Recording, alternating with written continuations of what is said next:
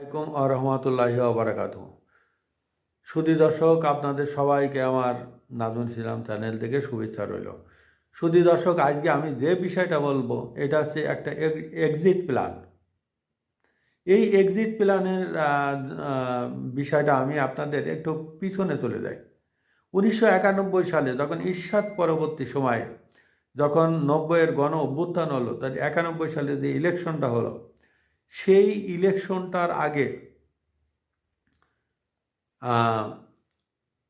যে আন্দোলনটা হয়েছিল, সেই আন্দোলনের পরিপ্রেক্ষিতে 91 সালে তত্ত্বাবধায়ক সরকার আসে।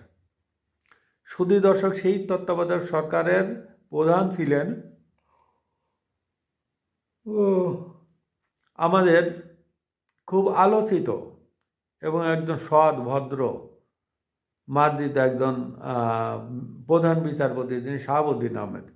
তিনি বলেছিলেন, আমাকে এক্সিট প্ল্যান দিলে আমি তত্ত্বাবধায়ক সরকারে বসতে পারি।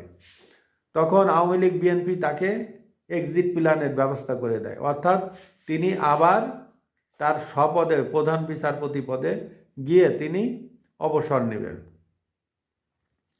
সেইভাবে তাকে সংবিধানে এক্সিট প্ল্যান করা হয়েছিল। তখন দুই নেত্রী সংসদে দাঁড়িয়ে তারা সেই বিলটা পাশ করেছিলেন। সেই স্বর্ণময় দিনটা এখন আর নাই।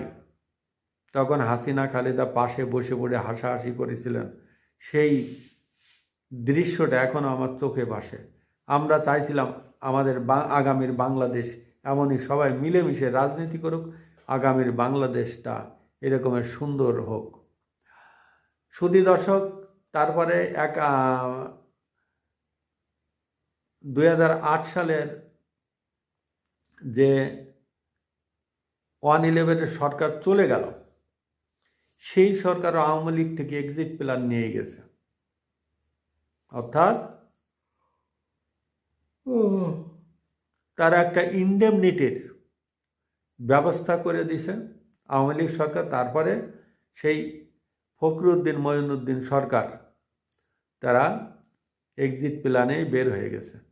আমাদের বর্তমান সরকার ডক্টর ইউনূস সাহেব সেই রকম একটা এক্সিট প্ল্যান যে খুঁজছেন, বাতাসে কান পাতলেও এটা শোনা যায়। সুধী দর্শক, আমাদের এই নোবেলজয়ী যে সরকার, তিনি একজন খুব ভদ্র এবং মার্জিত ব্যক্তি, এবং তিনি বাংলাদেশের প্রধান উপদেষ্টা, যেটা প্রধানমন্ত্রীর সমমানের।